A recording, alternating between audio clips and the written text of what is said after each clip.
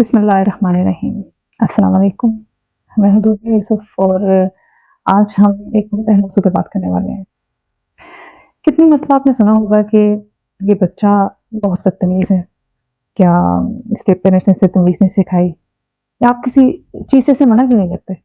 लेकिन आज मैं आपसे पूछती हूँ कि हर ऐसा बच्चा जो बात ना सुने, जो एक जगह टिक कर ना बैठे या जो ज़्यादा बोलता हो, क्या वो वाक़ई बदतमीज़ होता है? हो सकता है वो एडीएचडी हो। आज हम ये समझेंगे कि एडीएचडी को बदतमीज़ी क्यों समझ लिया जाता है और ऐसी सूरत में पेरेंट्स का क्या किरदार होना चाहिए? ये सिर्फ़ ब्रेन की डेवलपमेंट का डिफरेंट होना है। इसमें बच्चे को फ़ोकस रखना मुश्किल होता है, इम्पल्स कंट्रोल करना मुश्किल होता है और इमोशंस को रेगुलेट करना मुश्किल हो रहा होता है। सिंपल अल्फ़ाज़ में कहूँ तो बच्चे के दिमाग का ब्रेक सिस्टम थोड़ा कमज़ोर होता है। मिसाल के तौर पे एक बहुत तेज़ रफ़्तार ट्रेन है, जिसका इंजन बहुत पावरफुल है, एक एडीएचडी बच्चे के दिमाग की तरह।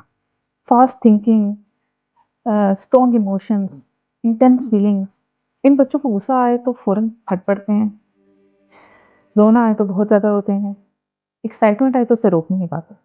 ये बदतमीज़ी नहीं होती, ये ब्रेक्स का डिले होता है। ये बेसिकली दिमाग का जो इमोशनल बैलेंस है उसका जो सेल्फ कंट्रोल है, उसको सिग्नल लेट रिसीव होता है। अच्छी बात ये है कि प्रैक्टिस, रूटीन, थेरेपी और सबसे बढ़कर काम पेरेंटिंग से ये ब्रेक्स स्ट्रॉन्ग होते जाते हैं।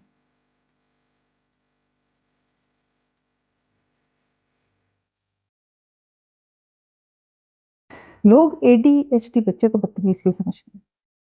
चलिए कुछ कॉमन सिचुएशंस देखते हैं।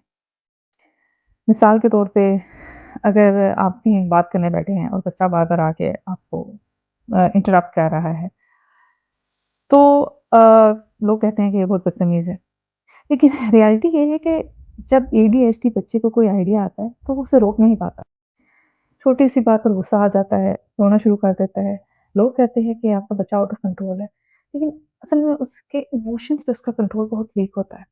मसला ये है कि हम सिर्फ बिहेवियर देखते हैं, उस बिहेवियर के पीछे एक डिफरेंट ब्रेन को नहीं देखते। जब उस बच्चे को वाक़ई बदतमीज़ समझ लिया जाता है, तो होता क्या है?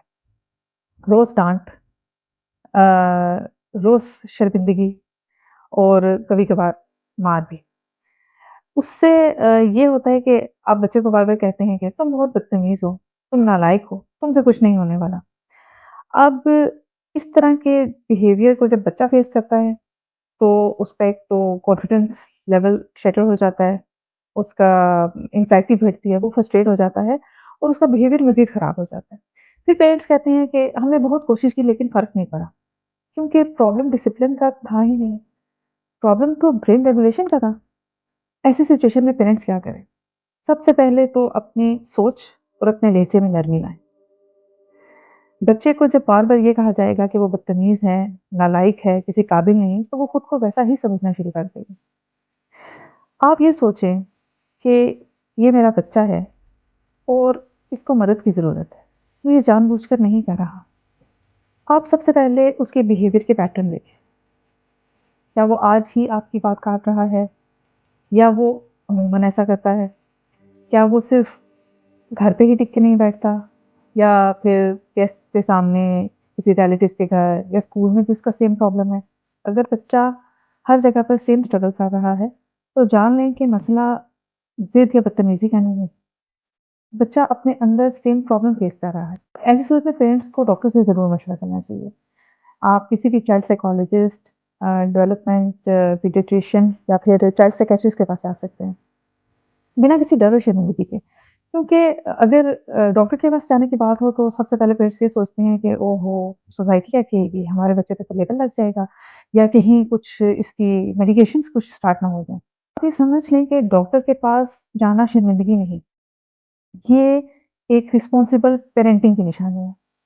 आप जब भी डॉक्टर के पास जाएँ तो उसको कोई वो एक बात मत बताएँ, उसको ये ना कहें कि ये तंग कर रहा है। बिल्कुल डॉक्टर को क्लियर बात बताएँ, मेरा बच्चा कितनी देर बैठता है, कितनी बार बात काटता है, इसे कौन-कौन सी बातों पे गुस्सा आता है और इसका ये बिहेवियर कब से चल रहा है। अगर हो सके तो अब इसके स्कूल या टीचर्स का कोई फीडबैक या इसके रिपोर्ट कार्ड्स लेके जाएँ।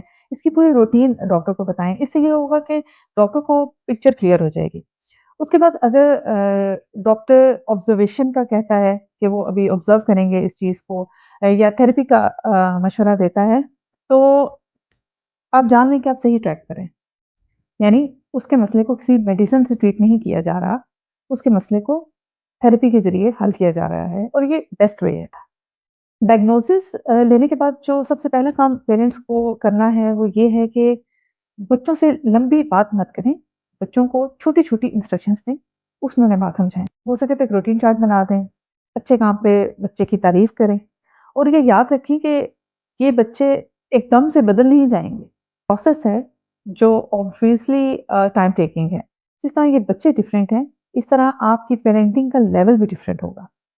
मैं इस चीज़ को बहुत अच्छे तरीके से समझती हूँ कि जब हमारे रिलेटिव्स या सोसाइटी की तरफ से हमें ऐसे पेरेंट इस तरह की बातें सुनने को मिलें कि आपका बच्चा बदतमीज़ है, नालायक है या इसको बैठना नहीं आता, तो ये पेरेंट्स के लिए बहुत तकलीफ़ की सूरत-ए-हाल होती है। क्योंकि पेरेंट्स जो पहले ही स्ट्रगल कर रहे होते हैं, वो लोगों के कमेंट्स से मज़ीद गिल्ट में चले जाते हैं। आखिर में मैं ये कहना चाहूँगी कि आप जब भी किसी ऐसे बच्चे को देखें, जो ज़्यादा बोलता हो, जो इधर-उधर भागे या जो बात काट दे, फ़ौरन ये ना सोचें कि वो बदतमीज़ है। हो सकता है कि वो एक ऐसा बच्चा हो, जो कि मदद का मुंतज़िर हो, ना कि सज़ा का। अगर आप पेरेंट हैं, टीचर हैं या फ्यूचर पेरेंट बनने का इरादा रखते हैं, तो इस मैसेज को ज़रूर शेयर करें। अगर बच्चे को बदलना है, तो अपना नज़रिया बदलें। आप समझेंगे, तभी तो बच्चे को समझा पाएँगे। अगली बार एक नए मौज़ू के साथ हाज़िर होंगी। तब तक के लिए अपना ख़्याल रखिए। अल्लाह हाफ़िज़।